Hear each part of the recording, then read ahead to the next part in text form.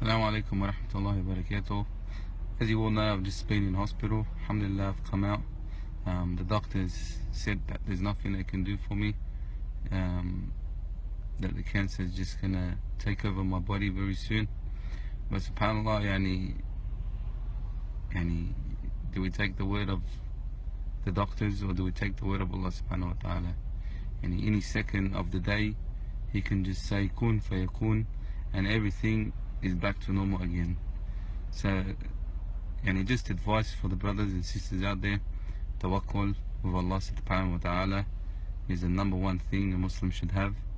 And whatever the doctors throw at you, just laugh and know that Allah subhanahu wa ta'ala is with you till the day of judgment. Whether He's going to take you now or later, your time is written and no one can change that.